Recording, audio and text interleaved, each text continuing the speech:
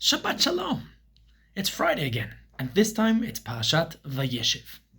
Parashat Vayeshev opens up the story of Yosef. And I'd like to look at a specific theme that follows through the story of Yosef and even takes us on a side quest through another story hiding within the parasha, which is the story of Yehuda and Tamar. The story of Yosef is the story of a favorite son, a son who's lost his mother. Rachel has passed away with giving birth to Binyamin, his youngest brother, and he is in many ways alone in this world apart from him and his father. And we see that Yosef and his father have a very, very close bond, which will continue all the way to the end of Sefer Bereshit. And this close bond between Yosef and his father actually brings Yaakov, his father, to do a deed which many have criticized ever since. When Yosef is a child, we see V'Yisrael ahav et Yosef mikol banav, and Israel, here Yaakov, loved his son Yosef from all other sons. Ki ben zekunim hulo, because indeed he was a son born in his old age. We see that he was the son of Rachel, their favorite wife. Ve'asalo ktonet pasim, and he made him a special ktonet, a special cloak. The themes, there are many themes throughout the story of Yosef, but one of the themes that I very much enjoy is the theme of clothing. Yosef is constantly having clothing put on and having clothing taken off.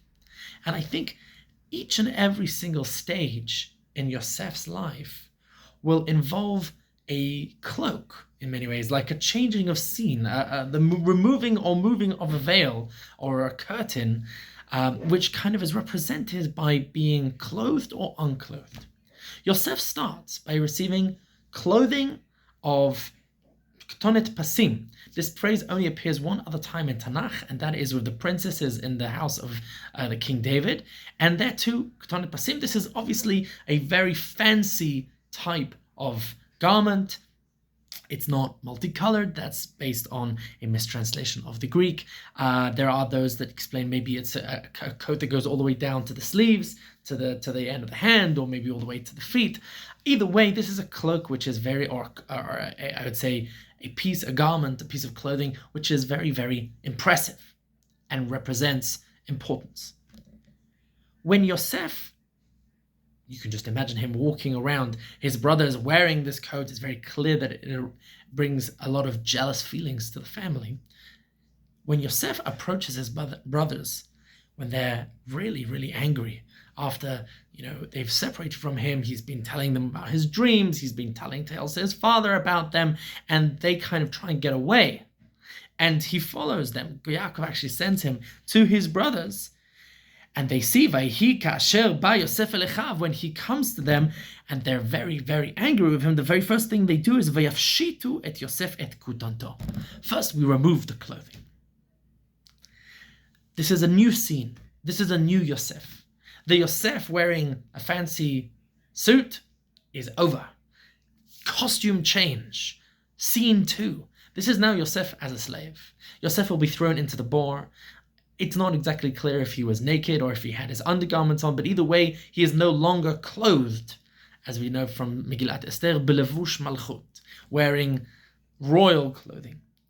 And we see that Yosef is then sent down to Egypt, and he exists within the realm of the slaves, and most likely wears the clothing of the slaves. And then the story, interestingly enough, pauses with Yosef. And we come to a separate story about a different one of the brothers, Yehuda and Tamar.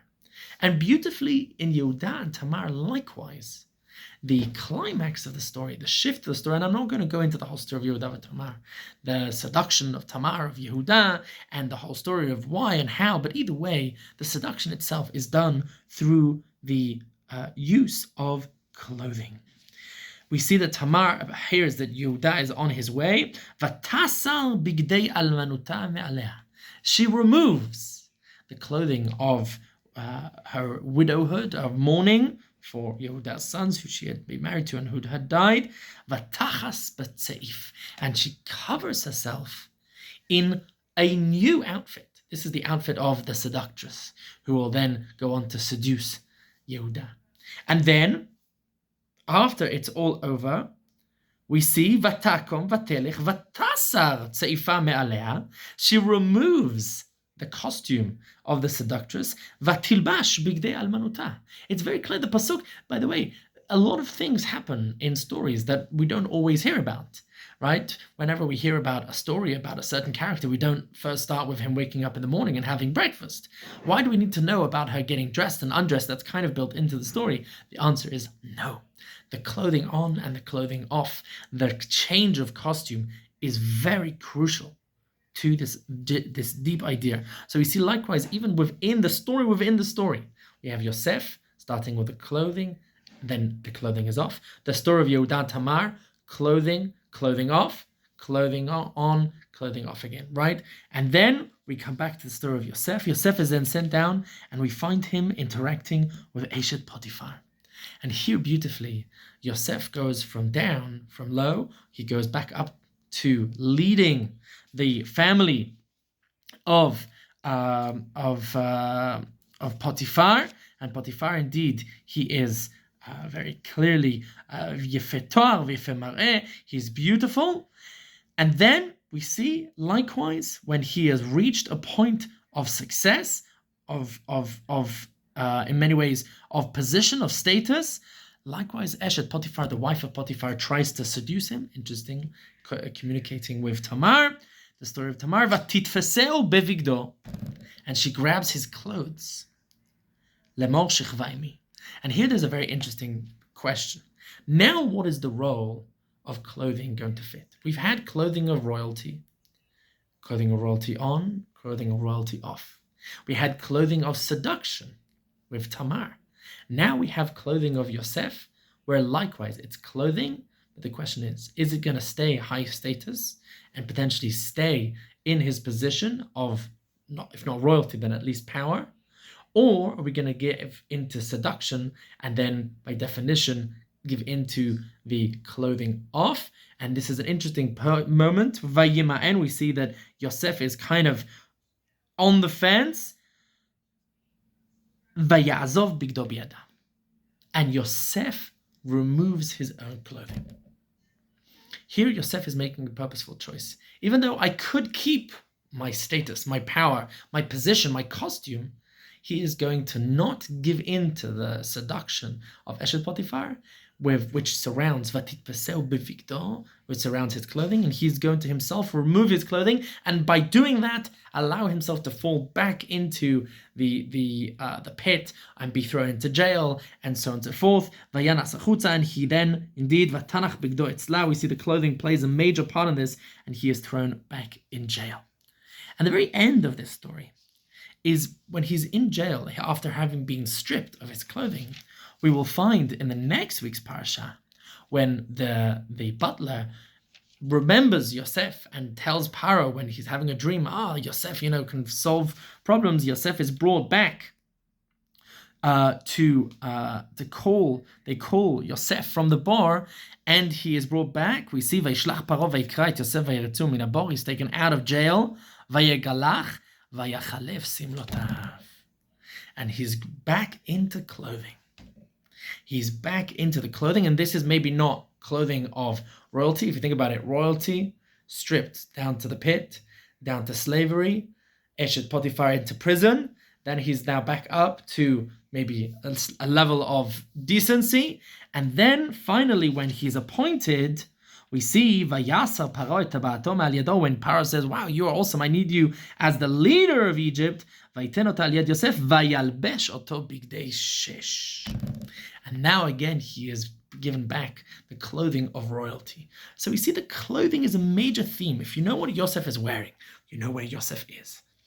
And I think this gives us a little perspective into the realm of clothing and the role that it fits and it fills in our life. At the moment, we're in the winter. The winter clothing is often because we're cold, because it's raining, because we don't want to get wet, to help us survive through the elements that surround us. But here I think we find a very important theme of clothing, where it is the clothes maketh a man. right? By what you wear is what you signify to the outside world. Clothes are a very important tool of communication. And if we are able to understand and the importance of this, and to understand how, when we talk about our interaction with God, we very often talk about, in the Kabbalistic terms, they talk about the levushim and the way that God addresses, and we talk, for example, in Anim Zemiras, right? We talk about God being dressed as a young man or an old man, and the different ways that we interact with philosophically with the concept of the divine, the concept of interaction with the divine. I think that we can deeply appreciate that we're always looking at something, a curtain, a piece of cloth, but behind the piece of cloth, that is defined many times by the piece of cloth. The distinguish between a king and a pauper, the clothing is often very helpful. And when it comes to us, we always have to find this dynamic. The characters are the same characters. It's the same Yosef. It's the same Tamar. But how do we approach these people? Do we see beyond the clothing? Do we use the clothing to judge? Do we use the clothing to understand? All of these different themes. And again, this is a very confusing, I'd say, very clouded subject, because clothing is at the same time helpful and unhelpful. It at the same time identifies and also hides, and can also confuse. You can wear a costume which, well, everyone knows it's a fireman because he's wearing a fireman's costume, or maybe he's dressing up as a fireman and it's Purim and then he's not actually a fireman. Clothing can be exactly this. And Bezrat Hashem, I hope that we'll be able to figure out how to use our own clothing, whether it's internal philosophical clothing or physical clothing, for the best possible use. Shabbat Shalom.